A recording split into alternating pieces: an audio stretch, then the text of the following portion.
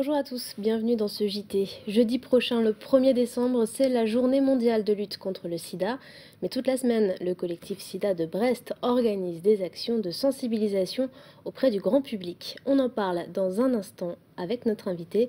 Avant cela, on fait le point sur l'actualité de ce lundi 28 novembre.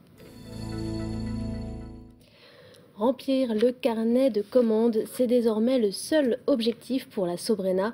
Une réunion a eu lieu ce lundi après-midi à la sous-préfecture de Brest. Pas d'avancée réelle pour l'entreprise brestoise de réparation navale, mais l'assurance pour les salariés d'être payés jusqu'en janvier. Ambiance à la sortie de la réunion.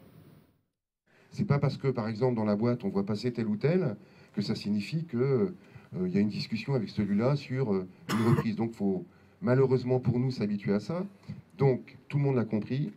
La question vitale, là, c'est qu'il faut qu'il rentre de la charge le plus rapidement possible dans ce chantier. Donc, on a demandé un rendez-vous le plus rapide possible avec le ministre de l'Industrie. L'État a sous main des bateaux. Il en a. Bon, et voilà, il n'a qu'à les rentrer. À notre sens, en tout cas, ça c'est pour la CGT, il n'y a pas l'idée qu'il faudrait renoncer aujourd'hui à se battre parce que c'est encore jouable. J-6 avant la soirée Miss France à Pinfeld à Brest. Les places pour participer à cette soirée se font de plus en plus rares. Samedi dernier, 400 à 500 personnes ont fait la queue devant l'office de tourisme de Brest pour obtenir leur laissez-passer. Et il n'y en avait pas pour tout le monde. Ambiance sur place. J'attends les billets pour aller voir l'élection de Miss France 2012. Vous venez d'où? De l'île de Bas. Vous êtes arrivé à quelle heure? Je vais là à minuit. Je vais tôt, mais bon. On aurait dû se lever plus tôt. Plus tôt, ouais. C'est vrai qu'il y a du monde. Mais bon, on attend. Ça va, c'est sympa, ils offrent le café et tout, donc c'est assez sympa. Pourquoi je vais aller voir Miss France? Déjà parce que ma copine qui veut aller.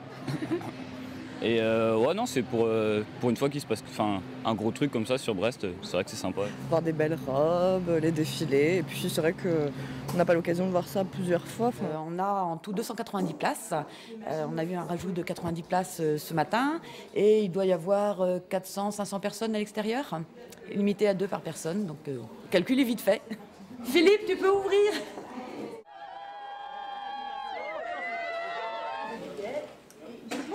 On les a chèrement payés parce que ça fait 4h30 qu'on fait la queue là. C'est bon, on les a eus. Ils délivraient que 2 billets par personne, donc j'ai accompagné ma belle-sœur pour qu'on puisse avoir 4 places en fait.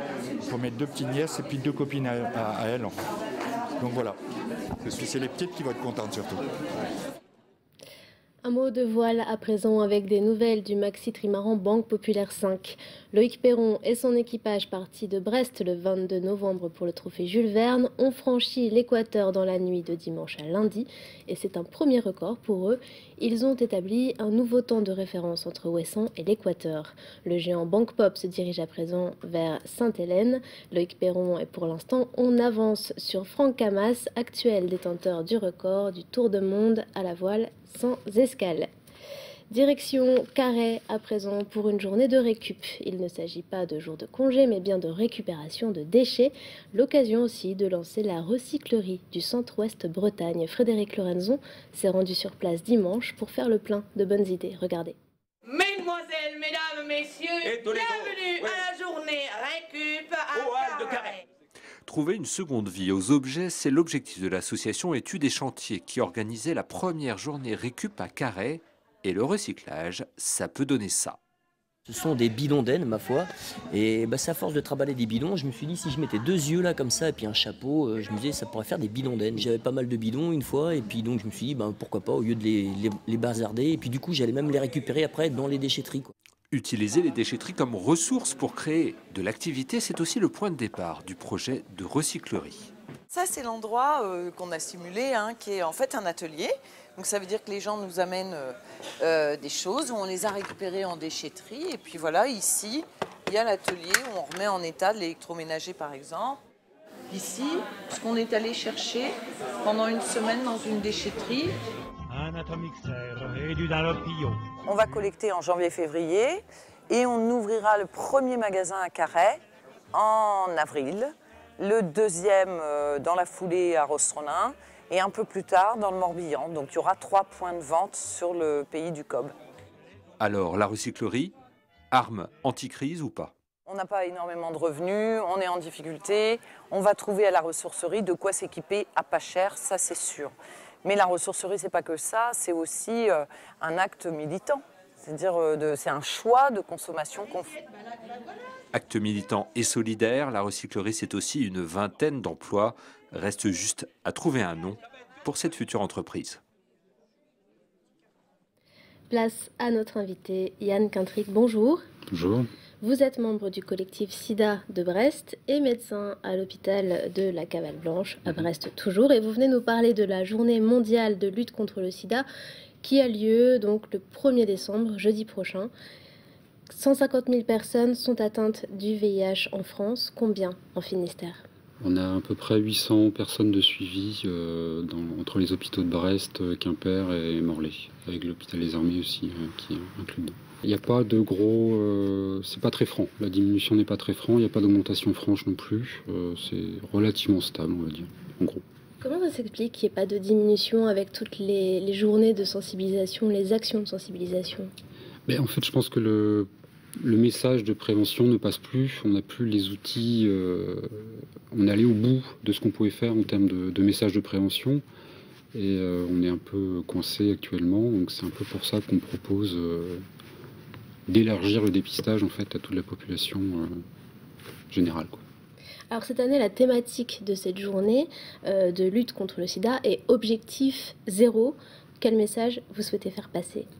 C'est 0 décès liés au VIH, c'est 0 nouvelle contamination, c'est 0 discrimination, voilà, en gros c'est ça. C'est un objectif utopique ou réalisable? On a envie de dire que c'est réalisable, on a envie d'y croire, mais c'est vrai que c'est un peu compliqué. Tant que l'accès au dépistage n'est pas généralisé, ça risque d'être un problème. Alors comment on se fait dépister justement? C'est facile d'accès, le dépistage? C'est totalement simple, vous pouvez le faire chez votre médecin traitant, ça c'est pas un problème. Le seul problème avec le médecin traitant, c'est que c'est le médecin qui vous suit, c'est le médecin qui vous connaît, et c'est peut-être pas un sujet facile à aborder si jamais il y a une prise de risque. Ensuite, il y a les centres hospitaliers, notamment à Brest et à Quimper, qui ont des centres de dépistage anonymes et gratuits, où là, donc, la personne vient se faire dépister en anonymat, en gratuité. Donc là, c'est vrai que c'est un peu plus facile, on va dire, mais c'est que à Brest et à Quimper. D'accord. Ensuite, il y a le camion de dépistage qui sillonne toute l'année sur le Finistère Nord, dans le sud aussi un peu. Et qui sera justement cette semaine à Brest. Parce qu'au-delà de cette journée du 1er décembre, vous organisez à Brest plusieurs actions de sensibilisation pour le grand public. Quel est le programme justement? Donc il y a le camion de dépistage qui sera à place de la mairie. Il y aura des regroupements dans la rue, des flash mobs, il me semble, organisés avec les étudiants de l'IFSI du CHU. Il y aura également des spectacles avec la compagnie Impro Infini, donc ça a commencé aujourd'hui pour les scolaires, il y en aura un demain pour les grands publics. Demain, voilà, à partir de 20h il me semble. Voilà, en gros c'est ça les actions. Il y a eu des avancées médicales pour traiter le VIH, quelles sont-elles précisément? Le fait marquant, c'est surtout l'arrivée des trithérapies en 1996, où on a vu le nombre de décès liés au VIH considérablement diminuer. Et l'espérance de vie des personnes sous trithérapie est quasiment égale à celle d'une personne qui n'est pas infectée par le VIH. Donc la trithérapie a évolué depuis 1996 dans les... C'est vrai que les premières trithérapies avaient de gros problèmes de tolérance, d'effets secondaires. Il y en a toujours, mais beaucoup moins. Ça s'améliore au niveau de la prise en charge, le nombre de prises de médicaments. À un moment, il y avait 400 prises par jour. On arrive parfois à 1 prise par jour maintenant. Donc c'est beaucoup moins contraignant. Les effets secondaires sont beaucoup mieux gérables. Il y en a toujours, qui sont gênants pour les personnes qui sont sous traitement, mais ça s'améliore. Il y a peut-être plus de suivi aussi? Il y a des suivis qui peuvent être personnalisés, notamment sur l'observance thérapeutique, sur l'éducation thérapeutique, apprendre un peu aux patients à connaître leur traitement et à bien le prendre, quoi, pour éviter les oublis.